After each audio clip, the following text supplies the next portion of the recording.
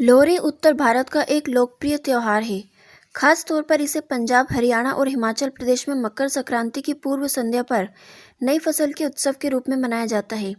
लोहरी की रात खुली जगह पर आग जलाई जाती है। लोग लोकगीत गाते हुए नए धान के लावे के साथ खील, मक्का, गुड़, रेवड़ी, मूंगफली आदि उस आग को समर्पित करते हैं। लोहरी मनाने वाले किसान इस दिन को अपने लिए नए साल की शुरुआत मानते हैं। गन्ने की कटाई के बाद उससे बने गुड़ को इस त्योहार में इस्तेमाल किया जाता है। लोहरी का त्योहार पंजाबी संस्कृति में अपनी एक खास पहचान रखता है। वर्षों से इस पर्व की सार्थकता रही है, जो आज भी समाज को एक नई दिशा दिखा रही है। हालांकि समय की रफ्तार के साथ लोहरी पर्व का महत्व कुछ कम हुआ है, लेकिन इस पर्व की पौराणिकता बड़ी रोचकपूर्ण रही है। 85 वर्षीय दिलीप कौर बताती हैं कि जिंदगी के उतार चढ़ाव के बीच इस त्योहार के कई खूबसूरत रंग देखे हैं।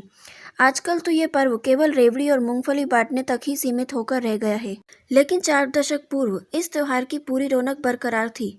मुझे आज भी याद है जब मैं अपनी सहेलियों के साथ लोहरी की खूब तैयारियां करती थी। दर्जन भर सहेलियां इकट्ठा होकर गली गली घूमकर लोहरी के लिए सामग्री के रूप में पत्तियां और तिल आदि की व्यवस्था करती थी। इस कार्य में लड़के भी हाथ बटाते थे। घर द्वार पर जाकर गीत गाया जाता था। दे माई पाथी, तेरा पुत चढ़ुगा हाथी, यानी लोहड़ी के कार्यक्रम में भागीदारी के लिए दान के रूप में पाथी मांगी जाती और उस परिवार को आशीष दी जाती थी। उनका बेटा नई बुलंदियों को छुएगा, ये आशीष दिया जाता था। जैसे जैसे दिन ढलने को आता पर्व का चाव और बढ़ता जाता। सभी सहेलियां, महिलाएं और बुजुर्ग माताएं सज धजकर तैयार हो जाती हैं और लोहरी की रौनक बनती थी। पकवानों की सुगंध से महक उठता है वातावरण। ढलते सूरज की लालिमा के साथ ही इस दिन हर चेहरे पर खुशी का खुमार छाने लगता है। 80 वर्षीय हरदीप कौर बताती हैं कि लोहरी को लेकर औरतों और बच्चों में बड़ी बेसब्री देखने को मिलती है।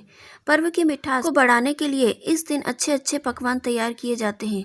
खासकर खीर, तिल की पिन्नी, मालपुए, साग इत्यादि को बड़े चाव से बनाया जाता है। ये पकवान अगली सुबह खाया जाता है। इसको लेकर कहावत यह भी है कि पोह रिज्जी माँ खादी, यानी उस रात को अगला महीना शुरू हो जाता है। देशी माँ पोह की शाम को ये पकवान तैयार किए जाते हैं और अगली सुबह उनको खाया जाता है। इन पकवानों से पूरा वातावरण ही सुगंधित हो उठता है। रात की परछाई में चमकती है लोक गीतों की आभा। जीवन के 80 बसंत देख चुके सुखदेव कौर बताती है कि दिन ढलते ही लोहरी का त्योहार अपने यौवन पर पहुंच जाता है। जल्दी से घर के कार्य निपटाकर सारी महिलाएं लोहरी के निर्धारित जगह पर पहुंचना शुरू हो जाती हैं। गली गुड़ाओं में एक विशेष जगह पर उपलों का एक बड़ा सा ढेर लगाया जाता है। लोहरी का असल कार्यक्रम रात की परछाई में शुरू होता है, जब आसपास की गली मोहल्ले की महिलाएं एकत्रित होकर पाथी के एक बड़ा ढेर को अगरी देकर उसके पास बैठकर गीत गाती हैं। लोहरी को अगरी भेंट करते समय गीत भी गाया जाता है। जब लोहरी आग की लपटों का रूप लेने लगती है तो उसकी परिक्रमा करते हुए नवविवाहित जोड़े लोहरी को तिल भेंट करते हैं। अपने भाई की सलामती व उसको औलाद का सुख देने के लिए बहनें भी लोहरी पर गीत गाती हैं। लोहरी पर पूरी रात महिलाओं का जमघट लगा रहता है। बुजुर्ग महिलाएं गीत गाती हुई सभी के घर में धन वैभव की दुआएं मांगती हैं। लोहरी पर हंसी ठट्टा भी खूब चलता है। इसी से जुड़े गीत भी लोहरी पर गाए जाते हैं। इस पर्व पर खास आकर्षक केंद्र होते हैं नवविवाहित जोड़े, जो लोहरी की संध्या पर थाल भर भर कर सभी को रेवड़ी और मूंगफली बांटते हैं। उनकी तरफ से विशेष कार्यक्रम आयोजित होते हैं। वहीं जिनके घरों में बच्चों का जन्म हुआ है वो भी लोहरी बांटते हैं। बदलते समय के बीच अब तो जिनके घर में लड़कियां पैदा हो रही हैं वो भी लोहरी बांटने के लिए आगे आने लगे हैं। लोहरी पर देर रात तक महिलाएं मंगल गीत गाती हैं और हंसी खुशी अपने अपने घरों को लौट जाती हैं। लोहरी की समाप्ति पर भी एक गीत और गाया जाता है। लोहरी से जुड़ी कई मान्यताएं। पंजाब में लोहरी का त्योहार दुल्ला भट्टी से जोड़कर मनाया जाता है। मुगल शासक अकबर के समय में दुल्ला भट्टी पंजाब में गरीबों के मददगार माने जाते थे। उस समय लड़कियों को गुलामी के लिए अमीरों को बेच दिया जाता था।